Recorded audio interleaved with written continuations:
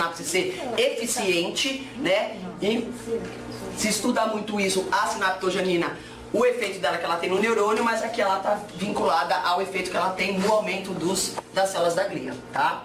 O que mais? Na eletrofisiologia, né, que é um tema que eu gosto muito, como eu falei para vocês, né? O grupo lá do Flores, o Ismerrias também é do grupo do Flores, lá dos mexicanos, tá? Eles viram que, tá bom, eles têm uma superexpressão da DIRC1A, tá? Essa superexpressão dessa proteína DIRC1A, né, ela vai gerar uma alteração na taxa de disparos dos interneurônios corticais, tá? Levando, portanto, se eles disparam menos, se eles estão menos ativos, levando a uma atividade cerebral, especialmente cortical, reduzida. Por que cortical? Porque a gente só consegue medir o córtex cerebral com a eletrofisiologia. Eu posso, com eletrodos de profundidade, medir áreas internas? Posso, mas é um procedimento muito invasivo. Normalmente se faz eletrofisiologia só, né, lá no couro cabeludo, tá? E aí, qual atividade cerebral está diminuída? A gama está aparecendo agora na eletrofisiologia como uma onda incrível que a gente tem estudado. Gama, na verdade, gente, é uma atividade elétrica cerebral de 39 Hz, que é uma frequência muito alta. Normalmente a gente fica entre 15 e 20 Hz, é uma frequência extremamente alta. Não sabemos exatamente de onde vem, qual é a função dessa atividade gama, se todos temos atividade gama, tá? Como ela é uma micro-onda, né? Então você faz um eletroencefalograma normal, no exame de eletroencefalograma nunca vai vir gama, tá? Porque para observar gama tem que tratar matematicamente essas ondas eletrofisiológicas, usando um tratamento que a gente chama uma equação de Fourier, que pega né? Você tem lá uma onda alfa, por exemplo, né? A onda alfa é isso aqui. Dentro da alfa eu tenho micro-ondas e a gente só olha esse grandão. E agora a gente está olhando as micro-ondas dentro das grandes ondas, tá? Ao se observar essas micro-ondas dentro das grandes ondas, a gente conseguiu encontrar essa gama que é assim, ó, muito alta, tá? A princípio, gente, ela tem sido associada com estados alterados da consciência, normalmente não muito agradáveis, estados que a gente está em grande ansiedade, distúrbios psiquiátricos estão associados com gama, alterações cerebrais são associadas com gama, está começando a aparecer agora a gama, tá? E eles não têm uma atividade bem diminuída de gama, eu vejo isso maravilhoso, tá? E aparece também uma redução das ondas θ, uma banda de θ, que é de 4 a 7 Hz, olha a diferença, ó, gama é 39, a gente tem isso aqui, ó, 4 a 7 Hz, tá? Está relacionada com a predisposição para o Alzheimer. Então tem sido utilizado, né? Começa a ver aquelas alterações comportamentais, etc e tal. Na eletrofisiologia, se ele tiver com essa ausência de 4 a 7 Hz, pode ser uma forma de diagnosticar a possível manifestação também do Alzheimer na síndrome de Down. Ele tem sido utilizado como diagnóstico, inclusive na síndrome de Down, tá? Fala, Galina. Não sei se eu entendi.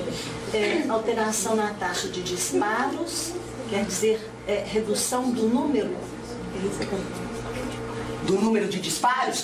Isso, tá? Então, por isso que alguns eventos elétricos estão ausentes ou estão diminuídos, porque como as células corticais, né, trabalham menos, disparam menos, teoricamente a atividade elétrica cerebral também manifesta isso com uma redução. Mas o que a gente imaginava? Então não tem REM, não tem onda beta, não tem onda de não, tá? Mesmo com essa atividade cortical, a taxa de disparo diminuída, no eletroencefalograma o que se vê é ausência de gama, tá? E diminuição de θ. Entendeu? Pois é, agora a atividade gama, ela sempre é acima de 39 Hz?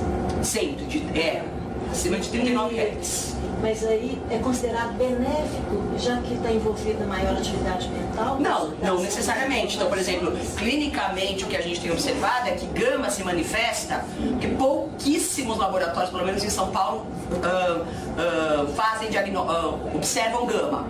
É só as ondas clássicas e tchau. Para fazer gama, você tem que fazer um tratamento matemático que pouca gente sabe fazer. Quem faz muito bem em São Paulo é o IPQ, o Instituto de Psiquiatria da USP, tem um laboratório de eletrofisiologia que experimentalmente eles atendem os pacientes para observar gama, tá? Mas tem que ter um tratamento matemático muito grande. Então, a princípio, nesses grupos experimentais, os trabalhos experimentais, tem se associado gama há uma atividade cerebral muito intensa, mas sempre relacionada ao quê? A estresse, a ansiedade, né? Incapacidade de lidar. Na hiperatividade, está se estudando agora o quanto eles têm uma manifestação maior de gama.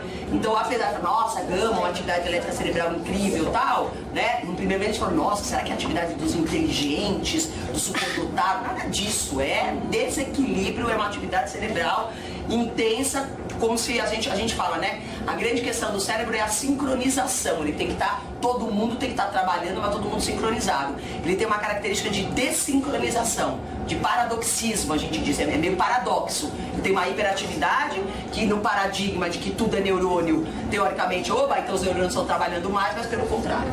Mas ainda assim favorece a consolidação das informações? Isso, tem um dado que é possível que a consolidação esteja relacionada à gama. Eu acho que é meio precoce a gente dizer isso, tá? Esse dado aqui da atividade gama, o que ela é, eu peguei na verdade de um site de eletrofisiologia, da Sociedade Brasileira de Eletrofisiologia, que todo mundo começou a cobrar. O que é gama? Que começou a aparecer gama. E sabe da onde apareceu a atividade gama? Na meditação, tá? Os monges budistas, muitíssimo treinados em meditação, não é qualquer um, tá? Quando estão no que eles chamam, né, de elevação espiritual, tem o nome deles lá, que quando eles estão no nirvana, que é aquele momento que eles estão direto em contato, aí aparece essa atividade gama, tá? Mas fisiologicamente, naturalmente, nós não temos gama, nós só temos gama em situações extremamente, pelo menos é o que a gente sabe até agora, extremamente, né, estressantes, desequilibradas, né, sabe? É um paradoxo, quer dizer, normalmente a gente tem numa situação desequilibrada e o monge budista em nirvana tem gama. Então precisamos estudar isso aí, né? O fato é que no síndrome de Down eu acho legal já ter um dado mostrando que tem realmente uma redução, tá, dessa atividade gama. Muito bem. O que mais? Tá? Em relação ao desenvolvimento, especialmente facial, né? Esse trabalho eu já tinha visto, falei disso já há algum tempo, não encontrei nada melhor, né? Então o que acontece na verdade, né, Stmeyer, que é um americano, ele fala que normalmente o desenvolvimento instável, né, então ele traz muitas fotos, né, de M face de paciente com Down, né, como eles têm às vezes uma bilateralidade muito diferente, né, um lado do rosto é muito diferente do outro, né? Isso é comum, todos nós somos diferentes de um lado para o outro, né? Mas no caso deles ele acha que essas grandes alterações morfológicas faciais, né, fenotípicas faciais, ligadas à trissomia, podem estar muito relacionados, né, a perturbações adaptativas no desenvolvimento, tá? Então, exatamente por ter um cromossomo a mais, quando ele vai se adaptar a esse material gênico maior, isso pode se manifestar numa dismorfia facial, tá? E que, na verdade, para a gente entender esse desenvolvimento instável, quer dizer, o quanto que ele vai ter instável, ele sugere que, ao observar o grau de assimetria entre as M-faces, pode, de alguma maneira, ser um diagnóstico para saber como é que vai ser o desenvolvimento dessa criança. Eu pego ela lá com 6 meses, ver o grau que ela tem, né, de dismorfismo facial, e a partir disso eu posso prever como vai ser o desenvolvimento dela. Eu acho loucura, mas ele afirma isso. Desenvolvimento em que? Tudo, desenvolvimento, tudo. Desenvolvimento motor, da linguagem, de tudo. Uma falta de isso, de equilíbrio, de simetria. Né? Porque ele fala, se tem falta de simetria na face, que é fácil de observar, evidente de observar, ele vai ter um problema no desenvolvimento geral. Chute lá na frente. É, porque senão você também teria que ser assim. Isso. É difícil achar alguém simétrico. Exatamente. Isso aí tá parecendo lombroso. É, exatamente. Né? Você usa no teu direito. Isso, não. Vai ser assassino.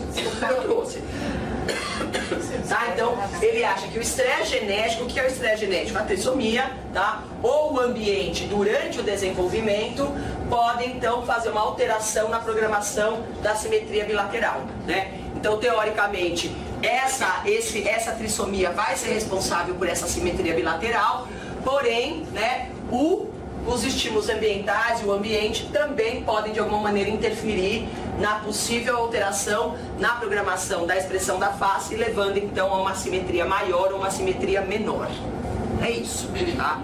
Então se usa esse DI, quando vocês falar em DI, eu estou explicando a história do DI. O que é DI? DI é desenvolvimento instável. Como é que se mede que o desenvolvimento é instável? Pela assimetria da face. Tá? Vocês nunca ouviram falar disso? Para de falar assim. Fala, quem me chamou?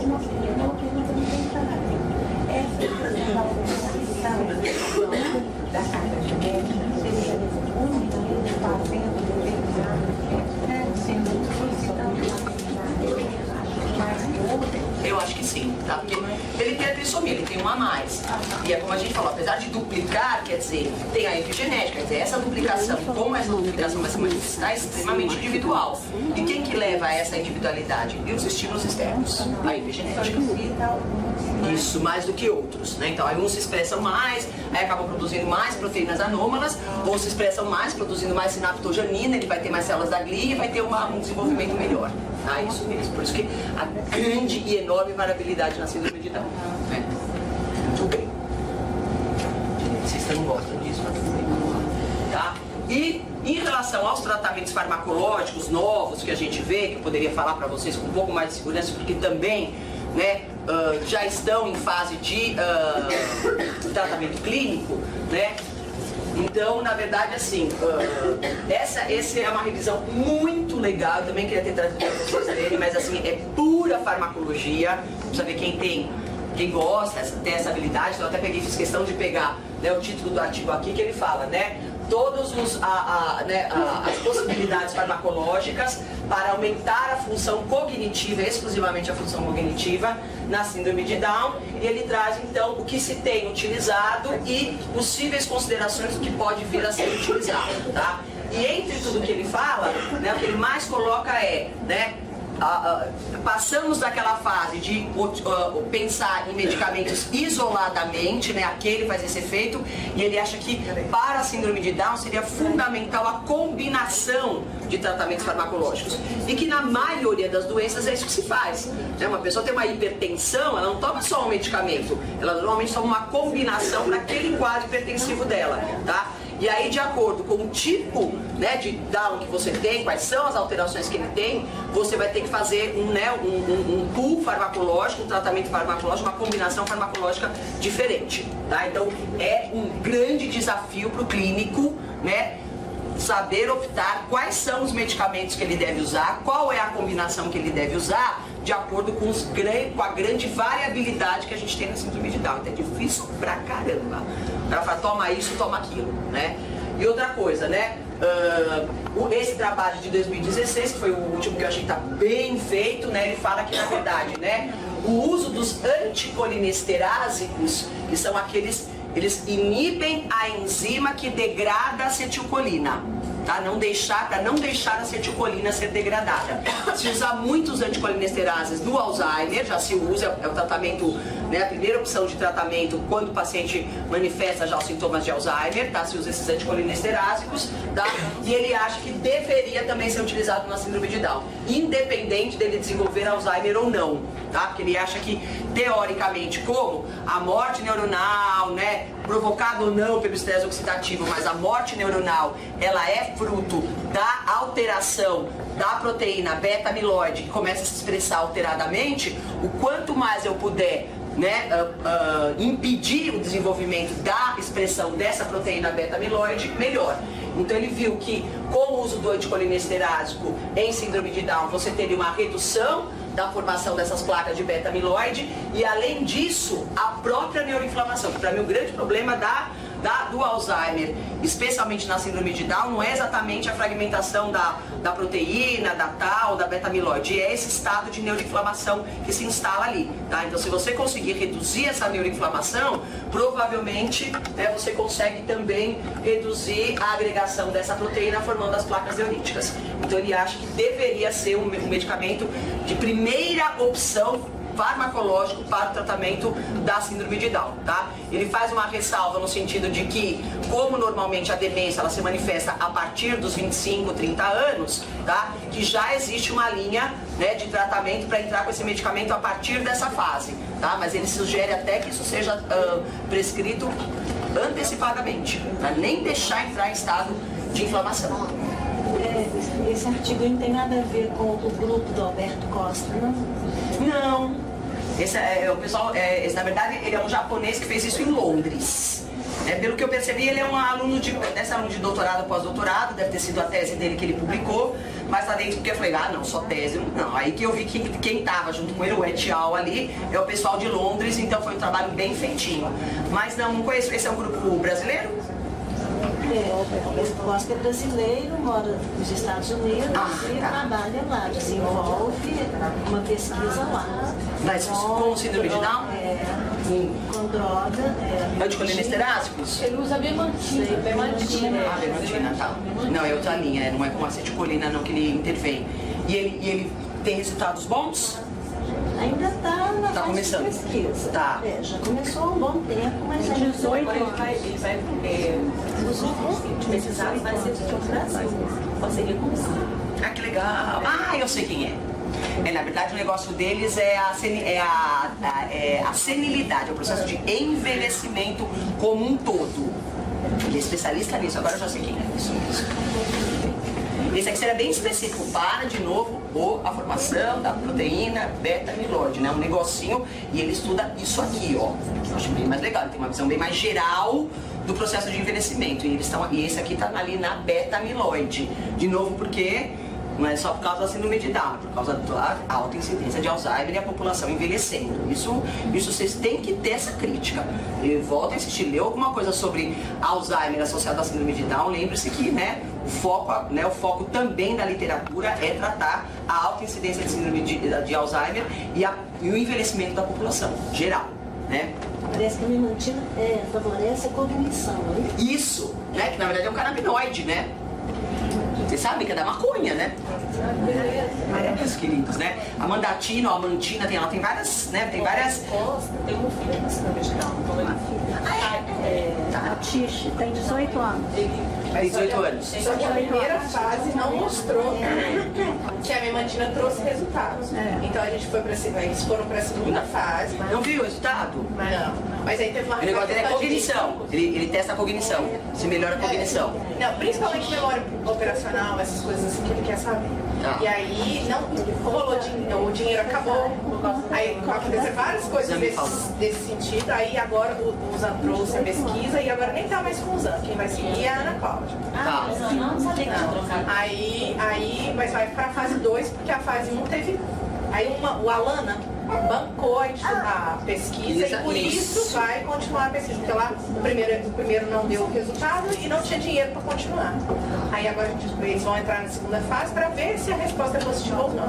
Eu vi ontem umas coisas, porque assim, né, na maconha a gente tem os canabinoides, dentro, né, que é o que faz o efeito central, dentro desses canabinoides, né, porque assim, como é que faz efeito no cérebro? Porque provavelmente o nosso cérebro também produz um tipo de maconha, não é aquilo? Né? Se eu tenho um receptor nicotínico, é porque eu tenho, na verdade, algum composto químico que se liga no receptor da nicotina. Mesma coisa, né? Ninguém precisa usar maconha para ativar esse receptor. Portanto, se a gente tem um receptor para maconha, é porque eu tenho algum composto químico que se encaixa nesses receptores, que são, na verdade, os opioides que a gente produz, dentre eles as endorfinas. As endorfinas se ligam nos receptores canabinoides. E que, de novo, em vez de ter recebido o nome de receptor de endorfina, recebeu o nome de receptor de canabinoide da maconha, porque primeiro a gente entendeu como que a maconha fazia efeito no cérebro, para depois saber que a gente produziu uma substância que também se liga nos mesmos receptores. O fato é que ela tem sido bastante estudada para várias coisas, ela tem um potente efeito antiepilético, né? Isso já está comprovado, né? Diminui a atividade do tronco encefálico, portanto, né, provoca efeitos positivos no vômito, na náusea, né, que estão muito associadas aos efeitos colaterais do tratamento quimioterápico. Então, tem toda essa polêmica, se usa, se não usa, tal. Uma bobagem, né, gente, se usa, se não usa. Na verdade, o que eles querem é tentar isolar um composto químico que não atravessa a barreira hematoencefálica para não ter problema, não ter efeito nenhum, né, no cérebro, e tomando vinho, cerveja, né? Quer dizer, eu não entendo essa lógica das drogas no Brasil, né? A maconha tem tanto preconceito e vende pinga na esquina. Agora comprou uma Coca Zero, o cara lá, 11 horas da manhã, tomando 2 copinhos de pinga. Quer dizer, isso pode, a polícia do lado, vamos aí, vamos tomar junto, né? Então, enfim, o fato é que assim, é uma pena, não tem um preconceito, é possível sim, né? Que ela seja uma substância química que possa trazer efeitos terapêuticos para a síndrome de Down e para muitas outras doenças, né? E nada tem a ver com o ato de fumar o seu cigarrinho de maconha. É outra história, não misturem as histórias. É um composto químico ativo que está sendo isolado e que teoricamente eles querem, para acabar com o preconceito total, é conseguir um composto que não atravessa a barreira hematocefálica. Coisa que para síndrome de Down vai ser uma bobagem.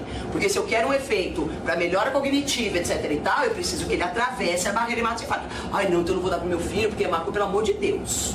Não tenham esse preconceito, isso é uma bobagem. Aspirina, que todo mundo toma, que é maravilhosa, foi extraída da folha do salgueiro, de planta também. Então, né, por ser planta, por, né, a grande maioria dos compostos ativos farmacológicos, muitos deles vêm de origem, né, vegetal. Portanto, a maconha é só apenas mais uma planta que também tem que pode dar aí, né, um composto importante. Tá legal, gente? Bom, então assim, pra terminar, eu queria falar pra vocês que assim, eu tinha contado pra vocês, não sei nem se eu vou falar pra você desligar isso aí, mas deixa, né? Quem vai assistir isso são as nossas. Não, pode deixar. São alunos. Não, posso só fazer uma pergunta? Claro. É mais com relação à aula que foi dada ontem, sobre claro. expressão de genes. Eu queria saber se o uso de celular, tablet, televisão, computador, que acaba sendo utilizado muito como método de desenvolvimento, de evolução, se isso afeta de alguma forma. Altera Na verdade, assim, com a história da epigenética, que a gente começou a perceber que o material gênico que a gente herda sofre, em média, 500 mil mutações ao longo da vida, né? Eu diria que tudo que está no ambiente pode intervir, tá? O efeito das ondas eletromagnéticas dos aparelhos eletrônicos tem sido associado, né, com várias alterações, tanto do ponto de vista da fisiologia geral, como também da fisiologia cerebral, né? Mas o que se sabe, né, o que a gente conhece da alteração dessas ondas eletromagnéticas no DNA tem mais a ver, um dos poucos artigos que eu li por causa da epilepsia, porque ondas eletromagnéticas de tela desencadeiam muita crise epilética, né? Paciente epilético não pode ficar horas e horas na frente de uma tela, né?